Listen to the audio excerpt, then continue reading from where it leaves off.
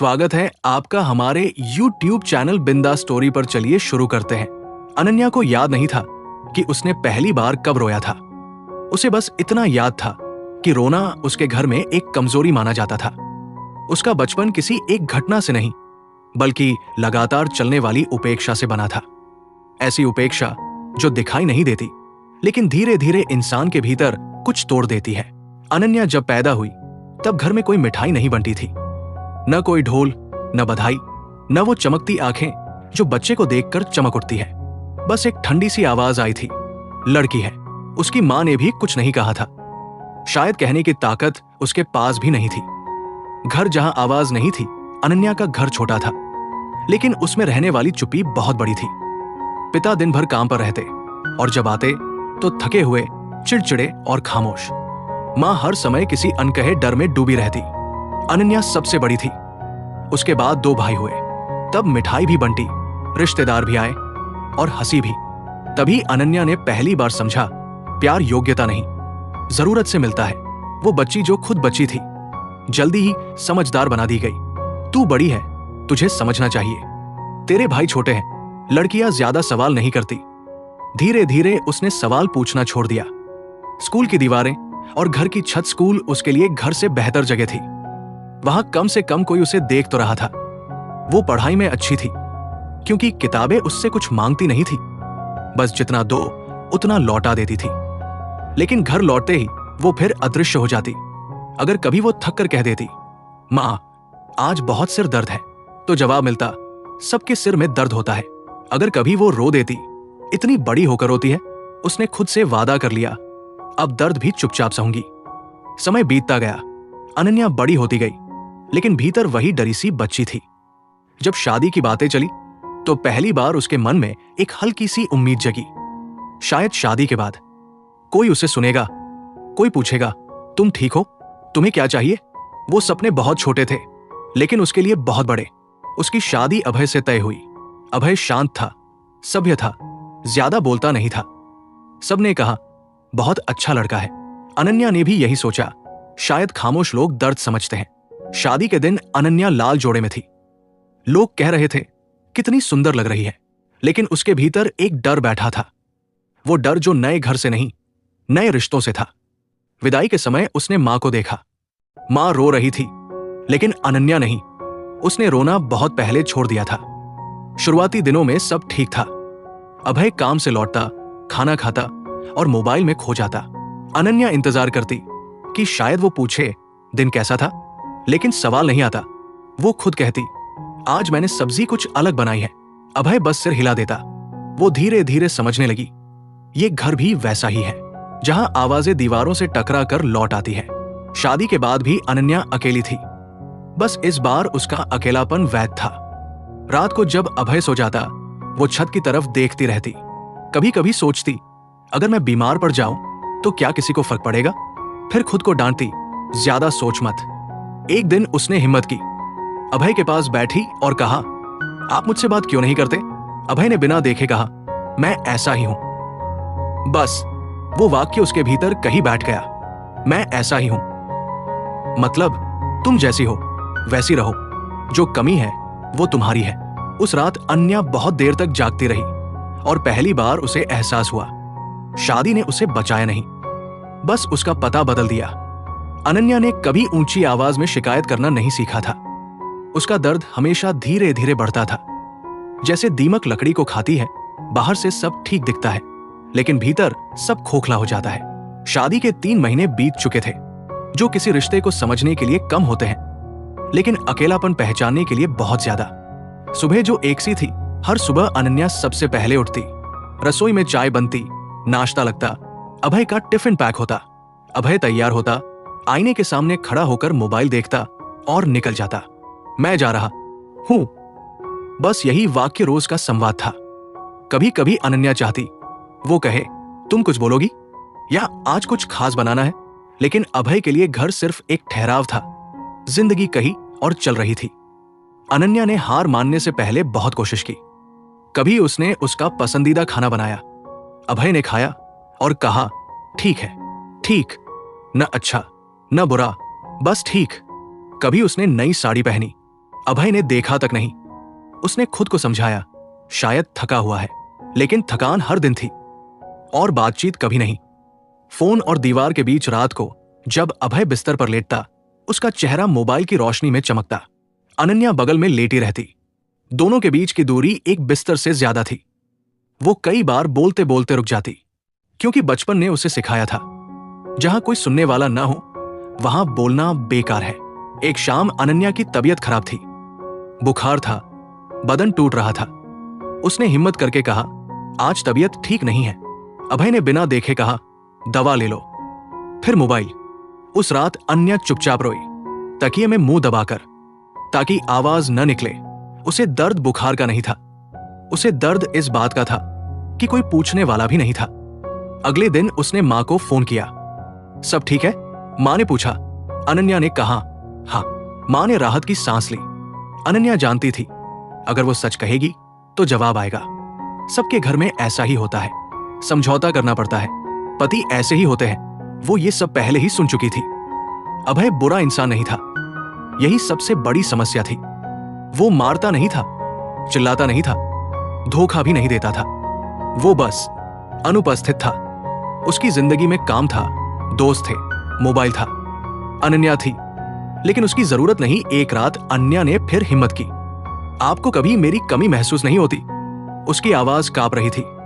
अभय ने चौंक कर देखा। क्या मतलब? हम साथ तो हैं। अनन्या ने कहा, साथ होना और महसूस करना अलग होता है। अभय चुप हो गया। कुछ देर बाद बोला, तुम ज्यादा सोचती हो। वो वाक्य अनन्या के भीतर किसी हथौड़े की तरह पड़ा। ज्यादा सोचती हो मतलब दर्द असली नहीं, बस तुम्हारे दिमाग में है। उस दिन के बाद अनन्या ने कोशिश करना छोड़ दिया। वो अब बातें नहीं करती थी, सवाल नहीं पूछती थी, उम्मीद नहीं करती थी। वो वही करने लगी जो उसने बचपन में सीखा था, चुप रहना। लेकिन फर्क ये था, अब वो बच्ची नहीं थी, अब वो एक पत्नी थी जिसे कोई देख नहीं रहा था। आईने के सामने एक दिन वो आईने के सामने खड़ी थी, अपने चेहरे को देख रही थी। उसे याद नहीं था आखिरी बार कब उसने खुद के लिए कुछ चाहा था। उसने धीरे से कहा, क्या मैं वाकई जरूरत से ज्यादा चाह रही हूं? आईने ने जवाब नहीं दिया। समय ऐसे ही बीतने लगा। दिन, हफ्ते, महीने। अनन्या अंदर से सूख रही थी और अभय को पता भी नहीं था, क्योंकि जब कोई धीरे धीरे मरता है तो शोर नहीं करता। समय बहुत चालाक होता है। वो न किसी को तोड़ता है, न किसी को जोड़ता है, बस आदतें बना देता है। अनन्या की जिंदगी में भी अब सब कुछ आदत बन चुका था। सुबह उठना, काम करना, अभय के लिए सब कुछ करना और खुद के लिए कुछ भी न चाहना। वो अब दुखी नहीं दिखती थी। यही सबसे खतरनाक बात थी। सब ठीक है का भ्रम जब रिश्तेदार आते तो अनन्या मुस्कुराती। बहुत खुश रखता है अभय, लोग कहते। वो सिर झुका लेती। अभय को ये सब अच्छा लगता। उसे लगता, मेरी पत्नी खुश है, क्योंकि जो रोता नहीं वो दुखी नहीं होता। यही उसकी सबसे बड़ी गलतफहमी थी। अनन्या अब रोती भी नहीं थी। आंसू भी थक जाते हैं जब उन्हें कोई पोंछने वाला न मिले। वो कभी कभी सोचती, अगर मैं अचानक न रहूं तो क्या किसी को फर्क पड़ेगा? फिर खुद को झिड़क देती, ऐसा मत सोचो। लेकिन सवाल वही रह जाता। एक दिन अभय देर से घर आया। अनन्या ने बिना कुछ पूछे खाना गर्म कर दिया। अभय ने देखा और कहा, तुम पूछती क्यों नहीं हो आज इतना लेट क्यों हुआ? अनन्या चौंकी। पहली बार अभय ने उससे कुछ अपेक्षा की थी। वो बोली, आपको पसंद नहीं था कि मैं सवाल करूं। अभय हंस दिया। अरे मैं ऐसा कब बोला? अनन्या कुछ नहीं बोली, क्योंकि कुछ बातें बोली नहीं जाती, महसूस की जाती है। धीरे धीरे अनन्या की भावनाएं सिकुड़ने लगी। उसे अब गुस्सा नहीं आता था, दुख नहीं होता था, उम्मीद नहीं रहती थी। और यही वो अवस्था थी जिसे लोग समझदार पत्नी कहते हैं। असल में वो बस थकी हुई थी। अभय को अनन्या की चुप्पी सुकून देने लगी। अब कोई सवाल नहीं, कोई शिकायत नहीं, कोई उम्मीद नहीं। घर शांत था और अभय को यही चाहिए था। उसे समझ नहीं आया कि शांति और सन्नाटा एक जैसे नहीं होते। एक रात अन्या देर तक जागती रही। उसने मन ही मन एक फैसला किया। अब वो खुद को और छोटा नहीं करेगी। वो बाहर से वही रहेगी, चुप, शांत, समझदार, लेकिन अंदर कहीं एक दूरी बना लेगी। क्योंकि जिस रिश्ते में आप खुद को खो दें, वो रिश्ता नहीं, कैद होता है। एक बदली हुई अनन्या अब अनन्या अभय से कुछ नहीं मांगती थी। न समय, न ध्यान, न प्यार, वो अपने काम में डूबी रहती, कभी किताबों में, कभी अकेले टहलते हुए। अभय को लगा वो अब मैच्योर हो गई है। असल में वो अब तैयार हो रही थी। एक शाम अभय ने कहा, तुम आजकल बहुत बदल गई हो। अनन्या ने शांत स्वर में कहा, लोग बदलते नहीं हैं, बस टूटते हैं। अभय को यह बात अजीब लगी, लेकिन उसने ज्यादा सोचा नहीं। वो नहीं जानता था ये चुप्पी तूफान से पहले की है। अनन्या अब घर में रहती थी, लेकिन घर का हिस्सा नहीं थी। यह फर्क बहुत बारीक था, इतना बारीक कि अभय को दिखा ही नहीं। बदलाव जो शोर नहीं करता। अनन्या ने घर छोड़ने का कोई ऐलान नहीं किया था, न कोई धमकी, न कोई शिकायत। उसका बदलाव धीरे धीरे हुआ था, जैसे सर्दियों में धूप का समय कम हो जाता है और किसी दिन अचानक एहसास होता है कि अब ठंड बहुत बढ़ गई है। वो अब अभय के इंतजार में दरवाजे की तरफ नहीं देखती थी। उसके देर से आने पर चाय ठंडी नहीं होती थी, क्योंकि बनाई ही नहीं जाती थी। खाना समय पर बनता था, लेकिन उसके साथ कोई भावना नहीं परोसी जाती थी। एक रात अभय ने देखा अनन्या खाना खाकर अलग कमरे में चली गई। पहले वो हमेशा उसी का इंतजार करती थी। अभय ने पूछा, तुम मेरे बिना खा ली? अनन्या ने कहा, हाँ, भूख लगी थी, सिर्फ इतना। न कोई शिकायत, न कोई तंज। अभय को यह अजीब लगा। पहली बार उसे लगा कि कुछ बदला है। अनन्या ने एक छोटा सा काम शुरू किया था, ऑनलाइन कंटेंट टाइप करने का। बहुत बड़ा काम नहीं था, लेकिन उसका अपना था। उसकी कमाई बहुत कम थी, पर उसका महत्व बहुत ज्यादा। जब पहला पेमेंट आया, उसने किसी को नहीं बताया, बस अपने लिए एक किताब खरीदी। किताब हाथ में लेकर वो देर तक बैठी रही। उसे याद आया, बचपन में भी उसके पास कुछ ऐसा ही था, एक दुनिया जहां कोई उसे अनदेखा नहीं करता था। अभय की अनदेखी। फिर भी अभय ने पूछा नहीं वो क्या कर रही है, क्यों कर रही है, क्योंकि अनन्या ने उससे कुछ मांगा नहीं और अभय ने मान लिया। सब ठीक है। एक दिन अभय की मां आई। उन्होंने कहा, बहू, आजकल तुम कुछ चुप चुप सी रहती हो। अनन्या मुस्कुरा दी। अभय की मां ने अभय से कहा, ध्यान रखा करो बहू का। अभय ने हंसते हुए कहा, यह तो बहुत समझदार है, इसे किसी चीज की जरूरत नहीं। वो वाक्य अनन्या के भीतर कहीं बहुत गहरे लगा। जिसे किसी चीज की जरूरत नहीं, वो इंसान नहीं, आदत होता है। उस रात अनन्या देर तक जागी।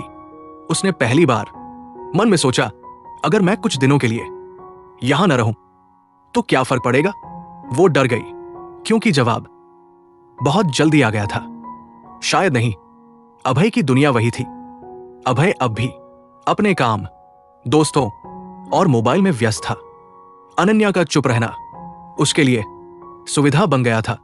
वो नहीं जानता था कुछ रिश्ते तभी तक चलते हैं जब तक एक इंसान सब सहता रहता है। एक शाम अभय ने कहा, तुम आजकल खुश लगती हो। अनन्या ने पहली बार सीधे उसकी आंखों में देखा और बहुत शांत स्वर में कहा, नाखुश होना छोड़ दिया है। इसलिए अभय कुछ समझ नहीं पाया, लेकिन उस रात उसे नींद नहीं आई, क्योंकि कभी कभी सबसे डरावनी बात रोना नहीं होती, शांति होती है। वो सुबह बिल्कुल सामान्य थी। अभय ऑफिस के लिए तैयार हो रहा था। अनन्या रसोई में चाय बना रही थी। सब कुछ वैसा ही था जैसा पिछले कई महीनों से था, लेकिन अंदर कुछ अलग था। अनन्या शांत थी, बहुत ज्यादा शांत। उसने चाय रखी। अभय ने कप उठाया। आज मीटिंग है, देर हो जाएगी। अभय ने आतन कहा। अनन्या ने सिर हिलाया। पहले वो पूछती थी, कितनी देर? अब नहीं। ऑफिस पहुंचकर अभय का मन काम में नहीं लगा। बार बार उसे अनन्या का चेहरा याद आ रहा था, वो चेहरा जिस पर कोई शिकायत नहीं थी, और यही बात उसे बेचैन कर रही थी। उसे याद आया, अनन्या ने कभी झगड़ा नहीं किया, कभी रोकर कुछ नहीं मांगा, कभी उसे दोष नहीं दिया। और अचानक उसे लगा, क्या यही सामान्य है? घर में अनन्या अपना छोटा सा बैग निकाल चुकी थी। उसने उसमें ज्यादा कुछ नहीं रखा, कुछ कपड़े, एक किताब और वो डायरी जिसमें उसने कभी अभय के लिए बहुत कुछ लिखा था, जो उसने कभी पढ़ा नहीं। वो अपनी मां के पास कुछ दिनों के लिए जाने वाली थी। भागने नहीं, सिर्फ सांस लेने। उसने एक कागज निकाला और लिखा, मैं कुछ दिनों के लिए जा रही हूं। डरने की जरूरत नहीं है, खुद को ढूंढने जा रही हूं। जब लौटूंगी तो शायद वैसी नहीं रहूंगी जैसी आप छोड़ रहे हैं। उसने कागज टेबल पर रख दिया। दरवाजा बंद करते समय अनन्या के हाथ कांपे, क्योंकि ये उसका पहला विद्रोह था। न चिल्लाना, न रोना, बस चले जाना। उसने आखिरी बार घर की तरफ देखा, उस घर को जिसमें वो थी, लेकिन कभी रही नहीं। अभय जब रात को लौटा तो घर में अजीब सी शांति थी। वो शांति नहीं, खालीपन था। उसने आवाज लगाई, अनन्या। कोई जवाब नहीं। उसने टेबल पर वो कागज देखा। पढ़ते पढ़ते उसका गला सूख गया। डरने की जरूरत नहीं है, यही वाक्य उसे सबसे ज्यादा डराने लगा। अभय ने फोन किया। अनन्या ने कॉल उठाया। तुम कहाँ हो? अभय की आवाज में पहली बार घबराहट थी। मां के पास, अनन्या ने शांति से कहा। बिना बताए क्यों चली गई? कोई बात थी तो मुझसे कहती। अनन्या ने हल्की सी हंसी हंसी। कहती रही हूं, आप सुन रहे होते तो आज पूछना नहीं पड़ता। फोन पर चुप्पी छा गई। अभय ने धीरे से पूछा, मैंने क्या गलत किया? अनन्या ने जवाब देने में कुछ पल लिए। आपने कुछ किया ही नहीं, उसने कहा, और यही बात सबसे ज्यादा चुभने वाली थी। मां के घर में अनन्या को कोई सवाल नहीं पूछा गया। मां ने बस कहा, थक गई होगी, और उसके सिर पर हाथ रख दिया। वो स्पर्श अनन्या को बरसों बाद मिला था। उस रात अनन्या बहुत देर तक रोई, लेकिन ये रोना कमजोरी का नहीं था, ये रोना हल्का होने का था। उस रात अभय ने पहली बार खाना नहीं खाया। घर की दीवारें उसे चुभ रही थी। वो समझने लगा था, अनन्या का चुप रहना सहनशीलता नहीं था। वो धीरे धीरे खुद को अलग कर रही थी, और अब वो अलग हो चुकी थी। कुछ दिन बीते। अनन्या ने वापस आने की कोई तारीख नहीं दी, और अभय हर दिन उसी कागज को पढ़ता रहा। उसे पहली बार ये एहसास हुआ, कुछ लोग लौटने के लिए नहीं जाते, वे बस खुद को बचाने जाते हैं। कुछ खालीपन आवाज नहीं करता, वो बस हर दिन थोड़ा थोड़ा अंदर से कुतरता रहता है। अनन्या के जाने के बाद अभय की जिंदगी में यही खालीपन उतर आया था। घर जो घर नहीं रहा, सुबह की चाय अब ठंडी रहती। किचन में अनन्या के हाथों की आदत अब भी दिखती थी, लेकिन वो हाथ नहीं थे। तकिए के पास वो किताब अब भी रखी थी, जिसे उसने कभी उठाया नहीं था। अब उठाने की हिम्मत नहीं होती थी। एक दिन अभय ने महसूस किया, उसे अनन्या की आवाज याद नहीं आ रही। वो घबरा गया। किसी के साथ रहते हुए उसकी आवाज भूल जाना साथ रहने से बड़ा अपराध था। अभय को छोटी बातें चुभने लगी। वो कप जिससे अनन्या रोज चाय पीती थी, वो खिड़की जहां वो खड़ी होकर बाहर देखा करती थी। उसे एहसास हुआ वो हमेशा थी, बस उसने कभी देखा नहीं। एक रात अभय ने अनन्या की डायरी खोलने की हिम्मत की। पहला पन्ना पढ़ते ही उसकी आंखें भर आई। मैं ज्यादा नहीं चाहती, बस इतना कि जब मैं बोलूं तो कोई सुने। हर पन्ना एक चुप चीख था, हर तारीख उसकी गलती का सबूत। देर से समझ अभय को समझ आ रहा था, वो बुरा पति नहीं था, लेकिन वो गैर मौजूद पति था। और यही सबसे खतरनाक बात थी। उसने अनन्या को कभी चोट नहीं पहुंचाई, बस छोड़े रखा। उसने अनन्या को लंबा मैसेज लिखा, माफी मांगते हुए नहीं, बल्कि स्वीकार करते हुए। मैंने तुम्हें सुना नहीं, मैंने तुम्हें महसूस नहीं किया। अगर लौट सको तो शायद मैं अब अलग हो सकता हूं। मैसेज भेजते समय उसके हाथ कांप रहे थे। उधर अनन्या अब अलग थी। वो सुबह टहलने जाती, किताबें पढ़ती, काम करती। वो अब खुद से बात करने लगी थी। मां ने एक दिन पूछा, अब कैसी हो? अनन्या ने कहा, हल्की। दिन बीतते गए, मैसेज का जवाब नहीं आया। अभय हर रात फोन देखता रहता। उसे पहली बार समय का मतलब समझ आ रहा था, वो इंतजार जो कभी उसने अनन्या को दिया था। एक हफ्ते बाद अनन्या का जवाब आया, मैं ठीक हूं, लौटने की जल्दी नहीं है, मुझे अभी खुद के साथ रहना है। वो जवाब अभय के लिए सजा भी था और उम्मीद भी। दूरी का मतलब अभय को समझ आ गया, दूरी सजा नहीं होती, वो मौका होती है खुद को देखने का। लेकिन मौका हर बार नहीं मिलता। अनन्या ने अब अपने लिए सीमाएं तय की थी। वो जान चुकी थी, प्यार मांगना अपमान नहीं है, और चुप रहकर सहना त्याग नहीं, आत्महत्या है। अभय अब बदल रहा था, लेकिन उसे यह भी समझ आ रहा था, कुछ बदलाव बहुत देर से आते हैं, और समय कभी पीछे नहीं जाता। कुछ फैसले सवाल नहीं होते, वे आईने होते हैं, जो आपको दिखाते हैं कि आप अब कौन हैं। अनन्या ऐसे ही एक आईने के सामने खड़ी थी। मां के घर में दिन शोर से नहीं, सुकून से शुरू होते थे। कोई पूछता नहीं था, क्यों चुप हो? क्योंकि वहां चुप्पी को भी जगह थी। अनन्या अब खुद के लिए चाय बनाती थी, खुद के लिए समय निकालती थी। उसे पहली बार यह एहसास हो रहा था, उसका होना किसी की जरूरत पर निर्भर नहीं है।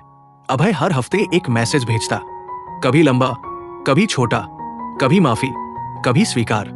मैं सीख रहा हूं, अब सुनता हूं। काश पहले समझ पाया होता।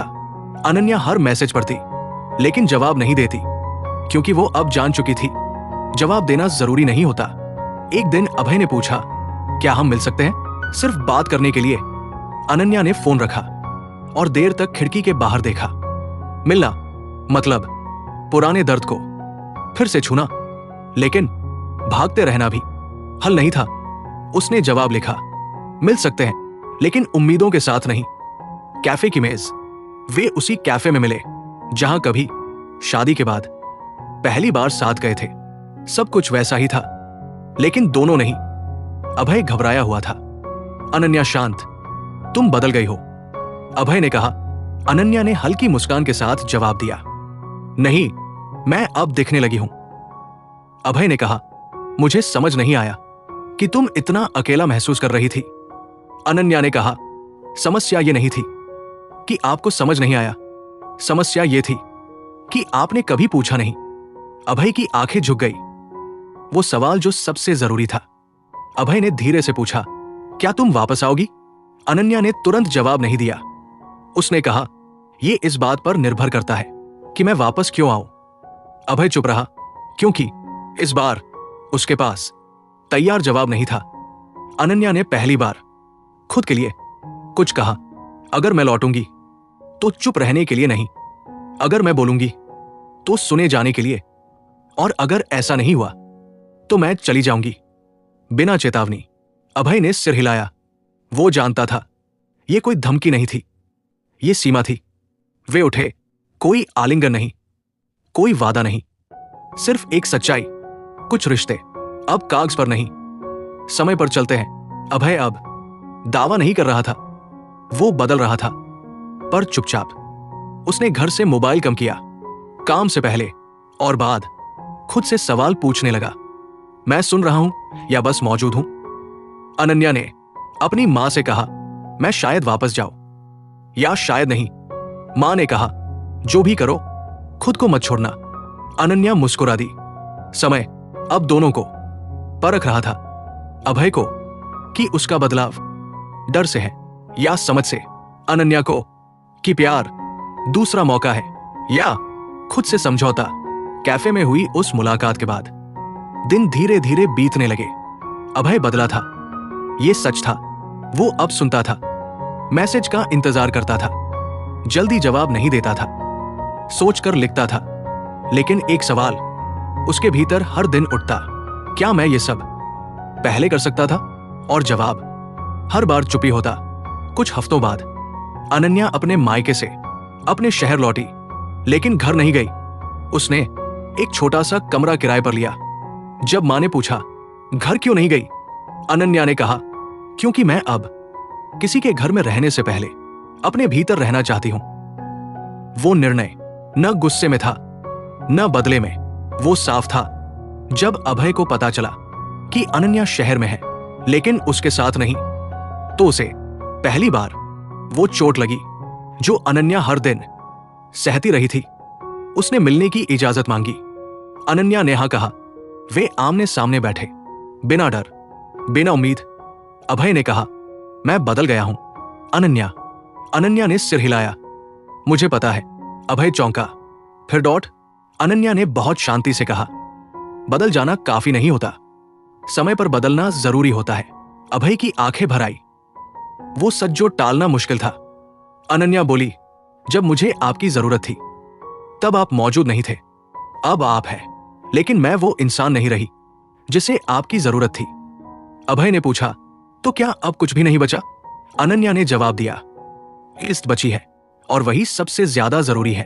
अनन्या ने कहा, मैं आपसे नफरत नहीं करती और शायद प्यार भी पूरी तरह मरा नहीं है, लेकिन मैं अब उस रिश्ते में वापस नहीं जा सकती जहां मुझे खुद को छोटा करना पड़े। अभय ने पहली बार कोई तर्क नहीं दिया, क्योंकि कुछ सच्चाइयों के आगे तर्क बेकार होते हैं। अनन्या ने अपनी जिंदगी बनाई, काम बढ़ा, लिखना शुरू किया, अपने जैसे लोगों की कहानियां सुनी और समझी। अभय भी बदला, लेकिन अब किसी और के लिए नहीं, खुद के लिए। वो जान चुका था प्यार सिर्फ साथ रहना नहीं होता, समय पर साथ होना होता है। कई महीनों बाद अनन्या को अभय का एक खत मिला। मैं तुम्हें वापस पाने के लिए अच्छा इंसान नहीं बना, मैं अच्छा इंसान इसलिए बना क्योंकि तुम्हें खो दिया। काश ये सीख तुम्हारे साथ रहते हुए मिली होती। अनन्या ने खत मोड़ा और मुस्कुरा दी। दुख से नहीं, समझ से। जो इंसान आपके सामने रोता नहीं, वो टूट नहीं रहा, वो तैयारी कर रहा होता है। और जब वो चला जाता है तब पछतावा सच्चा तो होता, लेकिन देर से। समय पर दिया गया प्यार रिश्ता बचा सकता है, लेकिन बीता हुआ समय कभी लौटकर नहीं आता। दोस्तों, अगर आप चाहते हैं अगली स्टोरी में आपका नाम मैं स्टोरी के लीड कैरेक्टर के रूप में लिखूं, तो कमेंट बॉक्स में अपना नाम और शहर का नाम जरूर लिखें। वीडियो कैसी लगी जरूर बताना।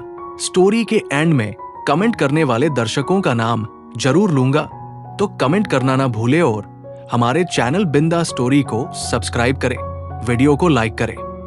जिनको हमारी स्टोरी पसंद आई है